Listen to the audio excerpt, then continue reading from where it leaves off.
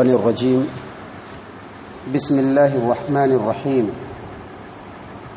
قال إنما أوتيته على علم عندي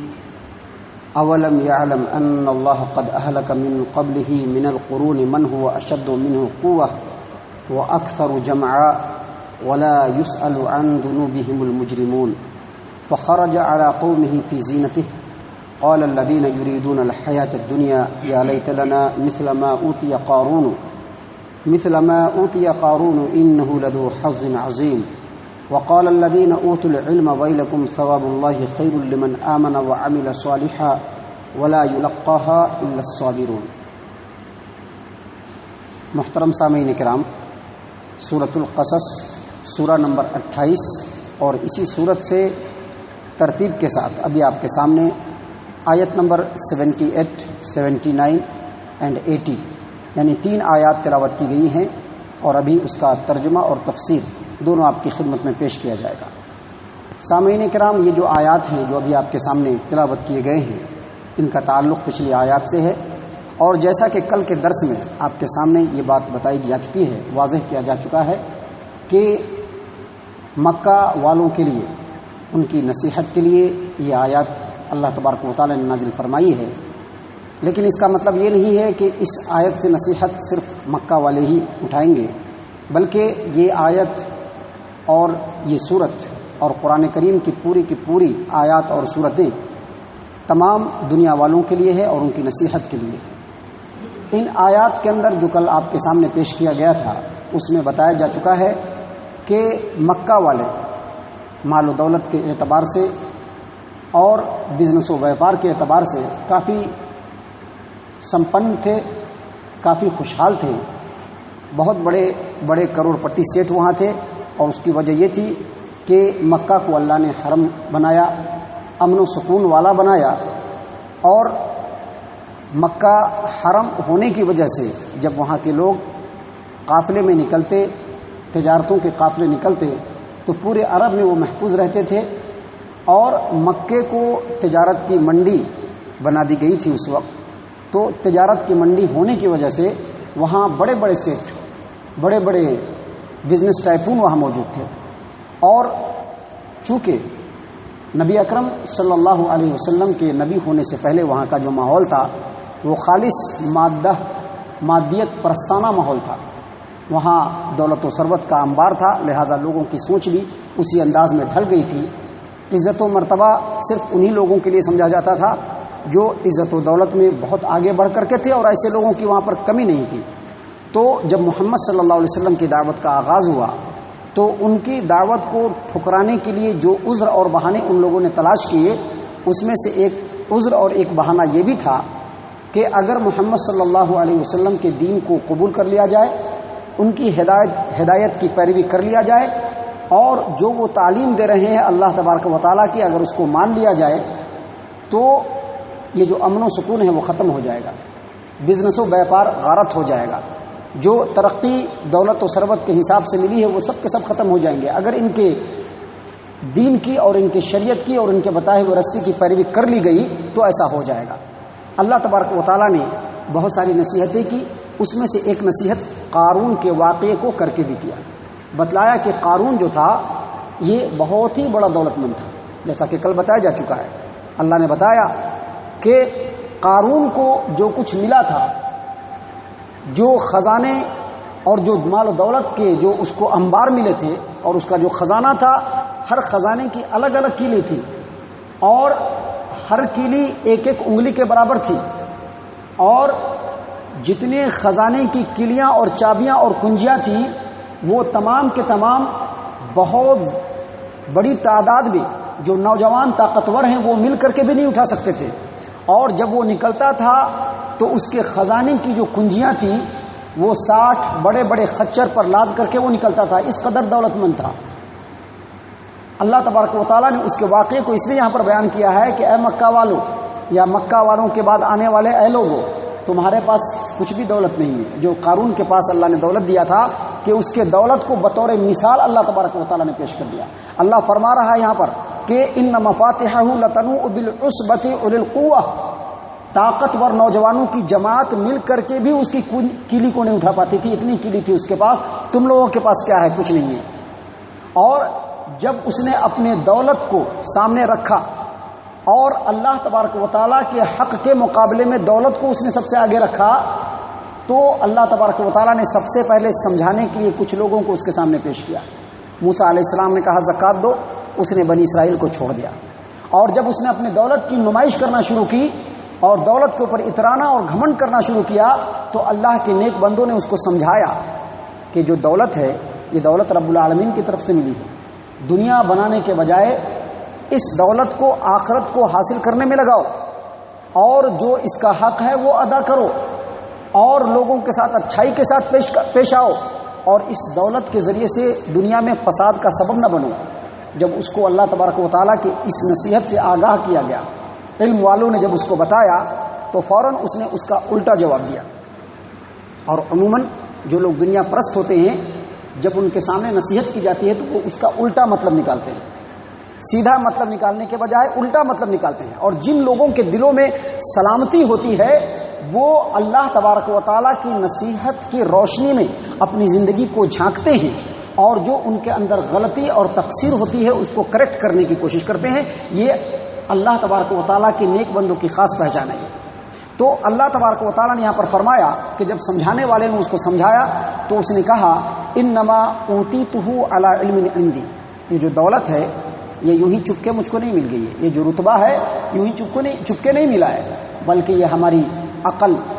ہمارا ہنر، ہمارا تجربہ، ہمارا علم، ہماری محنت اور ہماری جو دور کی سوچ ہے، اس وجہ سے مجھ کو یہ دولت ملی. جو علم میرے پاس ہے، جو علم مجھ کو حاصل ہے، اس علم کی وجہ سے مجھ کو یہ دولت ملی ہے. یہ دولت مجھ کو چپکے نہیں ملی ہے. آج بہت سارے لوگوں کو اگر اللہ خوشحالی دے دیتا ہے تو وہ بھی یہ سوچنے لگتے ہیں کہ بہت محنت کیا، بڑا مشقت لگایا، بڑا عقل لگایا. میں پھر یہی بات کہوں گا کہ دنیا کے اندر ایسے لوگ ہیں جو آج کل کے بڑے بڑے بزنس ٹائکون سے زیادہ عقل رکھتے ہیں، ان سے زیادہ محنت کرنے کی کوشش کی، ان سے زیادہ عقل لگایا، لیکن رب نے اس کے مقدر میں ٹھن ٹھن گوپال رکھا تھا تو وہ ہمیشہ ٹھن ٹھن گوپال ہی رہے. اور جن لوگوں کو کچھ بھی نہیں تھا، ایک سگنیچر بھی کرنے نہیں آتا تھا، اللہ نے جب اس کو دولت کے انبار سے نوازنا چاہا تو اس کو دولت کے انبار سے نواز دیا. دولت کا ملنا یا کسی کا غریب و مسکین اور محتاج ہونا یہ دنیا کے اندر یا آخرت کے اندر معزز اور مکرم ہونے کی دلیل نہیں ہے، بلکہ معزز اور مکرم ہونے کی دلیل صرف اور صرف یہی ہے کہ کون کتنا اللہ تبارک و تعالیٰ کے حکم کی پیروی کرنے والا ہے، کون کتنا تقوی اختیار کرنے والا ہے، کون کتنا نیکی کی طرف بڑھ چڑھ کر کے حصہ لینے والا ہے، کون کتنا گناہوں سے اپنے دامن کو بچانے والا ہے، کون کتنا متقی اور پرہیزگار ہے. یہی ہے عزت و آبرو کا اور معزز اور مکرم ہونے کا معیار. اللہ تبارک و تعالیٰ نے قرآن کریم کے اندر واضح طور پر فرما دیا ہے ان اکرمکم عند اللہ اتقاکم، تم کو خاندانوں میں، قبیلوں میں، ملکوں میں، وطنوں میں اللہ نے بانٹ دیا ہے، لیکن تم میں سب سے بہتر اور سب سے عظمت والا اور سب سے بزرگ وہ ہے جو زیادہ تقوی اختیار کرنے والا ہے. اور اللہ کے رسول صلی اللہ علیہ وسلم نے بھی واضح طور پر فرما دیا ہے کہ کسی عربی کو کسی اجمی پر، کسی گورے کو کسی کالے پر، اور کسی امیر کو کسی غریب پر کوئی فضیلت نہیں ہے، کسی کو کسی پر کوئی فضیلت نہیں ہے. فضیلت و عزت صرف ان لوگوں کے لیے ہے جو تقوی کو اپنی زندگی کے اندر لاتے ہیں، تقوی کو. اور تقوی جو ہوتا ہے یہ بتا دوں میں پھر آپ کو، زبان سے نہیں ہوتا ہے. تقوی زبان سے نہیں ہوتا. زبان سے بڑی بڑی باتیں کر لینے سے، زبان سے بڑا بڑا مسئلہ بیان کر لینے سے، زبان سے لوگوں کے سامنے بڑی بڑی باتوں کو بول لینے سے تقوی نہیں آتا ہے. اللہ کے رسول صلی اللہ علیہ وسلم نے اپنے دل کی طرف اشارہ کیا 3 مرتبہ اور کہا کہ التقوی ہاں ہونا، تقوی یہاں پہ ہوتا ہے. تقوی اصل جہاں ظاہری اعمال بہتر ہو، وہی دل کے اندر اللہ تبارک و تعالیٰ کی عظمت ہو، اخلاص اور للہیت ہو، تو پھر انسان کے اندر تقوی آتا ہے. تو یہاں پر اللہ تبارک و تعالیٰ نے اس کے یعنی قارون کے معاملے کو بیان کرتے ہوئے کہا کہ انما اوتیتہ علی علم عندی، مجھ کو جو یہ دولت ملی ہے یہ چپکے نہیں ملی ہے، بلکہ میری محنت، میری عقل، میرا ہنر اور میرا تجربہ اور میرا علم جو میرے پاس ہے اس سے میں نے اس دولت کو کمایا ہے. اس دولت کو میں لوگوں میں کیوں بانٹوں، کیوں میں لوگوں کو دوں، کیوں میں کسی کے راستے میں خرچ کروں، کیوں میں غریبوں کو دیکھوں؟ یہ دولت میں نے اپنی محنت سے کمایا ہے، اپنے مشقت سے کمایا ہے۔ اللہ تبارک و تعالیٰ نے یہاں پر مکہ والوں کو بھی نصیحت کرتے ہوئے، دنیا کے تمام لوگوں کو نصیحت کرتے ہوئے بتلایا کہ اولم یعلم، کیا قارون نے یہ نہیں جانا کہ ان اللہ قد اہلک من قبلہ من القرون من هو اشد منہ قوہ واکثر جمعا۔ قارون نے نہیں جانا، اے مکہ والوں تم لوگوں نے نہیں جانا، اور دنیا کے تمام لوگوں سن لو، کیا تم نے نہیں جانا کہ قارون سے بھی زیادہ مضبوط طاقت و قوت میں اور مال و دولت میں قارون سے بھی بڑھ کر کے بہت ساری قومیں اس دنیا کے اندر آئی جنہوں نے اللہ تبارک و تعالیٰ کے حکم کی نافرمانی کی، تو اللہ نے اس کو تباہ و برباد کر دیا۔ اس کا نام لینے والا بھی کوئی اس دنیا کے اندر نہیں۔ قارون یا قارون کے نقش قدم پر چلنے والا، اگر اس کو دولت ملی ہے تو اس کو یہ نہیں سمجھنا چاہیے کہ دولت ہمیشگی کے لیے اس کو مل گئی ہے۔ دولت تو ایک دھوپ اور چھاؤں ہے، آج اگر کسی کے پاس ہے تو کل اس کے پاس سے نکل کر کے دوسرے کے پاس چلا جائے گا۔ آج کوئی آدمی کروڑ پتی ہے تو وہ کب خاک پتی بن جائے گا خود اس کو نہیں معلوم ہے، خود اس کو نہیں معلوم ہے۔ اور ایسے لوگوں سے پہلے بہت سارے دولت والے، طاقت و قوت والے آئے، لیکن اللہ تبارک و تعالیٰ نے محض ان کی سرکشی کی وجہ سے ان کو اس دنیا کے اندر ایسا ناکام و نامراد کیا، ایسا ہلاک و برباد کیا کہ بے بسی کے عالم میں ان کو اس دنیا کو چھوڑ کر کے جانا پڑا، اور ان کی تمام چیزیں یہیں پڑی کی پڑی رہ گئی۔ اس کے بعد اللہ تبارک و تعالیٰ نے کہا کہ وَلَا يُسْأَلُ عَنْ ذُنُوبِهِمُ الْمُجْرِمُونَ، اللہ تبارک و تعالیٰ مجرموں سے کچھ بھی نہیں پوچھتا ہے۔ جب مجرموں کا جرم بہت زیادہ بڑھ جاتا ہے تو اللہ بغیر پوچھے ہی اس کو اسی طرح سے ہلاک کر دیتا ہے، جس طرح سے قارون کو ہلاک کیا، اور جس طرح سے اس سے پہلے کے لوگوں کو ہلاک کیا، یا جس طرح سے اللہ تبارک و تعالیٰ سرکشوں کو ہلاک کرتا ہے۔ اللہ مجرموں سے پوچھنے نہیں جاتا ہے بلکہ سیدھے اس کو ہلاک کر دیتا ہے۔ اس کے بعد اللہ تبارک و تعالیٰ فرما رہا ہے کہ فخرج علی قومہ فی زینتہ، مکہ والوں اور اس آیت کو سننے والے تمام لوگوں، ایک دن یہی قارون جو ہے پورے سج دھج کے ساتھ، پورے لاؤ لشکارے کے ساتھ لوگوں کے سامنے نکلا دکھانے کے لیے۔ بہت سارے اس کے گھڑ سوار جو ان کے آگے پیچھے تھے، بہت سارے لاؤ لشکارے تھے، خوب بہترین اور عظیم ترین لباس کو پہن لیا تھا اس نے، اور بڑی سواری پہ بیٹھ گیا۔ اس کے آگے پیچھے اس کے پورے ہواری مواری، اس کے جتنے بھی لوگ تھے، ایلچے بیلچے سب اس کے پیچھے ہیں، اور وہ نکل رہا ہے لوگوں کے سامنے تاکہ لوگ دیکھیں اور کہیں کہ دیکھو قارون کتنا بڑا دولت مند ہے۔ جب وہ نکلتا ہے تو دو طرح کے لوگ مل جاتے ہیں، اور ہمیشہ دو طرح کے لوگ، کچھ لوگ ایسے ہوتے ہیں جو کسی کی دولت کو، کسی کی ثروت کو، کسی کے بڑے رتبے کو دیکھ کر کے دل کے اندر یہ خیال کرتے ہیں کاش ہم کو بھی اتنا بڑا دولت مل جاتا، کاش میں بھی مکیش امبانی ہو جاتا، کاش میں بھی فلاں متل ہو جاتا، فلاں مالیہ ہو جاتا، اور میرے پاس اتنے سارے دولت ہو جاتے، میرے پاس بہت سارے پیسے ہو جاتے۔ بہت سارے لوگ پیسے والوں کو دیکھ کر کے ایسا سوچتے ہیں، لیکن انہی لوگوں میں سے اللہ کے کچھ ایسے بندے بھی ہوتے ہیں جن کے سامنے ان چیزوں کی حقیقت اور اوقات مچھر کے پڑ کے چھوٹے ٹکڑے کے برابر بھی نہیں ہوتی۔ اسی طرح سے قارون جب نکلا تو لوگوں کی ایک جماعت، اللہ خود فرما رہا ہے یہاں پر، یہ ہمارا کہنا نہیں بلکہ اللہ خود فرما رہا ہے۔ اللہ فرما رہا ہے فخرج علی قومہ فی زینتہ، جب اس نے غرور و تکبر کے ساتھ، جو اللہ کو پسند نہیں ہے، لوگوں کو دکھانے کے لیے نکلتا ہے، قال الذين يريدون الحياة الدنيا يا ليت لنا مثل ما اوتي قارون انه لذو حظ عظيم، جن لوگوں کی نظر میں صرف دنیا طلبی ہوتی ہے، ایسے لوگوں نے جب قارون کو دیکھا، جو دنیا پرست اور مادیت پرست قسم کے لوگ تھے، اس نے جب قارون کو دیکھا تو کہا یہ بڑا زبردست، یہ ہے، اس کو کہتے ہیں شان، شوکت، رتبہ، اس کو کہتے ہیں عزت، اس کو کہتے ہیں ثروت۔ اس نے کہا، ان لوگوں نے کہا یا لیت لنا مثل ما اوتی قارون، کاش جو قارون کو ملا ہوا ہے ہمیں بھی مل جاتا۔ قارون تو بڑا نصیب والا ہے، بہت بلند اقبال ہے، بہت بڑا نصیب لے کر کے پیدا ہوا ہے۔ ایسا وہ لوگ کہنے لگے یریدون الحیات الدنیا، جو دنیاوی زندگی کے طلبگار تھے، جو دنیا پرست تھے، مادیت پرست تھے، لیکن اس کے مقابلے میں اس دور میں بھی اللہ تبارک و تعالیٰ کے ماننے والے، اللہ تبارک و تعالیٰ کا علم رکھنے والا، شرعی علم رکھنے والے خاص طور سے لوگ موجود تھے۔ جب اس نے قارون کو اس طرح سے دیکھا، اور قارون کو دیکھ کر کے ان لوگوں کو دیکھا جو ویسی تمنا کر رہے ہیں، فوراً کہنے لگے کہ اس قارون کا یہ طرز عمل بالکل صحیح نہیں ہے، یہ خطرناک ہے اس کے لیے، یہ اس کو ہلاک و برباد کر دینے والا ہے۔ اور یہ لوگ جو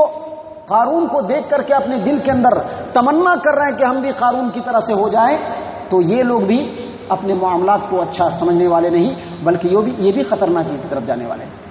کہتے ہیں اللہ فرما رہا ہے وقال الذین اوتوا العلم، اور جن لوگوں کو علم دیا گیا تھا ان لوگوں نے کہا، علم کا مطلب شرعی علم،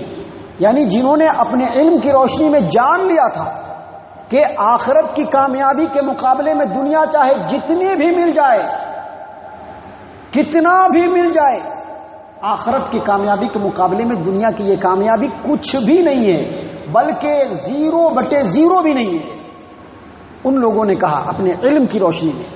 ویلکم، تم لوگوں کو افسوس ہے، اے قارون تم کو بھی افسوس ہے، اور قارون کو دیکھ کر کے دل میں تمنا کرنے والے تمہارے اوپر بھی افسوس ہے۔ ویلکم ثواب اللہ خیر لمن آمن وعمل صالحا، اللہ تبارک و تعالیٰ کے ہاں آخرت میں جو ثواب ہے وہ زیادہ بہتر ہے کن لوگوں کے لیے؟ جو ایمان لانے والے ہیں اور نیک عمل کرنے والے ہیں۔ جو ایمان لانے والے ہیں اور نیک عمل کرنے والے ہیں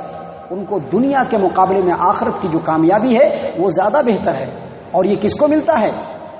اللہ فرما رہے ہیں وَلَا يُلَقَّاهَا إِلَّا الصَّابِرُونَ، صرف صبر کرنے والے کو ہی یہ ملے گا۔ یہ جو آخرت کی جو کامیابی ہے صرف صبر کرنے والوں کو۔ اور صبر کرنے والے کون ہیں؟ صبر یہاں پر جو معنی اور مفہوم ہے ذرا وسیع ہے۔ صبر کا مطلب ہے اپنے آپ کو حلال روزی کے اوپر جمائے رکھنا۔ محض چند پیسوں کے لیے حرام روزی کی طرف راغب ہو جانا یہ کبھی بھی صبر نہیں ہو سکتا ہے، بلکہ صبر یہ ہے کہ جتنا اللہ نے مقدر میں دیا ہے اس مقدر کو اپنے لیے سمجھتے ہوئے بہتر جو حلال روزی ہے اس پر قائم رہنا، یہ صبر ہے۔ صبر یہ ہے کہ انسان جب اللہ کے راستے میں اللہ کی فرما برداری کرنے کے لیے نکلتا ہے اس میں جو تکلیفیں آتی ہیں اس پر جو بندہ صبر کرتا ہے یہ صبر ہے۔ صبر کے اور بھی بہت سارے مفہوم ہیں لیکن صبر کا اصل مفہوم یہی دونوں ہے کہ اپنے آپ کو حلال روزی پر جمائے رکھنا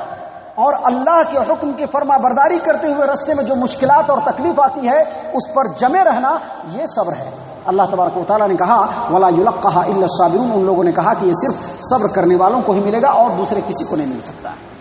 محترم سامعین کرام، ابھی واقعہ اور بھی آگے ہے اور بڑی نصیحت آمیز واقعہ ہے۔ ہم یہاں پر صرف اتنا ہی عرض کرنا چاہیں گے کہ ہمیں اللہ تبارک و تعالیٰ کے مقدر کے اوپر صابر و شاکر رہنی چاہیے۔ اللہ نے اگر مال و دولت سے نوازا ہے تو اللہ تبارک و تعالیٰ کی فرما برداری کو قطعی طور پر نہیں بھولنا چاہیے اور جو اس کا حق ہے اس کو ادا کرنا چاہیے۔ اور اگر اللہ تبارک و تعالیٰ نے مقدر میں معمولی چیزیں رکھی ہیں تو اس پر بھی صبر کرتے ہوئے ہمیشہ آخرت کو اپنی نگاہ میں رکھنی چاہیے اور اللہ تبارک و تعالیٰ کے سامنے صبر و شکر کا ہمیں مجسمہ بن جانا چاہیے۔ اللہ تبارک و تعالی ہم تمام کو ان آیات کے اوپر غور و فکر اور تدبر کرنے کی توفیق عنایت فرمائے۔ اللہ تبارک و تعالی ہم تمام کو دنیا کے مقابلے میں آخرت کی زیادہ فکر کرنے کی توفیق عنایت فرمائے۔ آمین یا رب العالمین، وما علینا الا البلاغ المبین۔